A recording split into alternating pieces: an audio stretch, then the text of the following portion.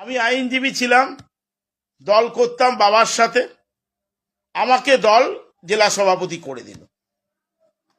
ঠিক আছে, তোমরা কেন বাবা করলে? তোমাদের তো তখন কর্মী সংখ্যার অভাব নেই। 2011 সালে তৃণমূল কংগ্রেস ক্ষমতায়, 2020 সালে শুভেন্দু বাবুর বিরুদ্ধে প্রতিবাদ করার জন্য তোমরা নামিয়েছিলে। শুভেন্দু বাবুর সাথে তো আমার কোনো শত্রুতা নেই। তোমাদের রাজনীতি করার জন্যে শুভেন্দু বাবুর বিরুদ্ধে আমাকে বলতে হয়েছে।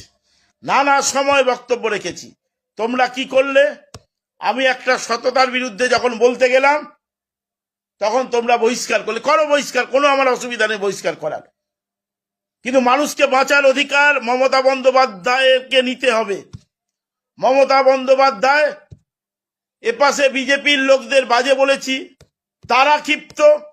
একইভাবে ক্ষিপ্ত তৃণমূলের যারা চুরি করে খায় তারা। কেন আমি রাস্তায় বেরোলে প্রতিনিয়ত শুনতে হবে আপনি চোরেদের নিরাপত্তা দিয়ে দেবেন? যারা চুরি করেছে তারা নিরাপত্তা পাচ্ছে, আর আমরা সততার জন্য বহিষ্কার করে 1 মিনিটের মধ্যে ফোর্স নিয়ে নিয়েছিলেন। মানুষকে আজকে যখন পেপারে লিখছে ওনার ফোর্স নেই, আমাকে এরপর রাস্তায় পিটবে, তার দায়িত্ব আপনি নেবেন মমতা বন্দ্যোপাধ্যায়, তার দায়িত্ব নেবেন অভিষেক বন্দ্যোপাধ্যায়। আমি চুরি করিনি। আপনার পোস্টার লাগাতে যে 20 লক্ষ টাকা আমার খরচ হয়েছিল, তার এখনো ডাইনামিক আর নিমতৌড়ি তার টাকা এখনো শোধ করতে পারিনি। আর আপনার কাছে দলের মূল্য, দল কি করেছি আপনারা দেখেন না। আপনারা প্রফেশনাল ব্যক্তিত্ব। আপনারা যখনই আপনাদের ঘায়ে লাগবে আপনারা সরিয়ে দেবেন, মানুষকে মৃত্যুর দিকে ঠেলে দেবেন। আমি এখনো বলছি, আমার মৃত্যুর জন্য যদি, এই নোংরামির জন্য যদি কেউ দায়ী থাকে, তার নাম মমতা বন্দ্যোপাধ্যায়, অভিষেক বন্দ্যোপাধ্যায় আর এসপি। কেন আমি দিনের পর দিন, কালকে আমাকে বহিষ্কার করেছে, তার 2 মাস আগে থেকে সুজিত রায় আমাকে খুনের হুমকি দিয়েছিল। পাঁশকুড়ার পঞ্চায়েত মেম্বার খুনের হুমকি দিয়েছিল। এসপি কোনো ব্যবস্থা নেয়নি। ডিএম কে চিঠি করেছি, ডিএম এর কোনো উত্তর নেই, এসপির কোনো উত্তর নেই। আজকে বহিষ্কার নয়, এইটা 6 মাস ধরে আমার প্রতিনিয়ত হুমকি চলছে।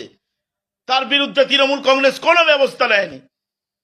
প্রত্যেকটা কর্মীদের বলবো, তৃণমূল কংগ্রেস তুমি তোমার সুবিধার জন্য, তখন শুভেন্দু বিরোধী লোক ছিল না বলে তুমি আমায় নামিয়েছিলে। তারপর আমার একটা ছোট ছেলে আছে, তুমি কেন তুমি আজকে সরিয়ে দিয়ে আমাকে মানুষের মুখোমুখি ঠেলে দিচ্ছ, গন্ডগোলের মুখোমুখি ঠেলে দিচ্ছ? মানুষের জন্য রাজনীতি হচ্ছে এটা। আইপ্যাক ভালো হয়ে গেছে, তৃণমূল কংগ্রেস কর্মীরা পোস্টার চেটাবে, আর আইপ্যাক একটা হচ্ছে 1 লাখ টাকার ফোন, আর প্রত্যেক দিন তাদের মহদার জীবন কাটানোর জন্য খরচ। গরিব মানুষ খেতে পাচ্ছে না, আর আইপ্যাকের ছেলেরা প্রত্যেক দিন তমলুকের সব থেকে বড় রেস্টুরেন্টে থাকবে। এই টাকা কোথা থেকে আসছে? আর আমরা বললে তৃণমূল কংগ্রেস কর্মীরা খুব খারাপ হয়ে যায়। পদ আপনি নিয়ে নিন, পদ আমার রেখে দিন, আমার দরকার নেই। আপনার পদ আপনার কাছে রাখুন, কিন্তু যদি আমার কিছু হয়, আপামর তৃণমূল কংগ্রেসের কর্মীদের বলবো, তার জন্য দায়ী এই 3 জন ব্যক্তি, যারা সুযোগে ব্যবহার করেছিলেন আমাকে। আবার যখন ওনাদের চলে গেছে, ওনাদের দরকার হয় না, আবার অন্য নেতা পেয়েছি, মাল তোলার লোক পেয়েছি, তখন আমার দিকে বার করে দেওয়া লাদ মেরে। এটাই আসল চরিত্র তৃণমূল কংগ্রেসের নেতৃত্বদের।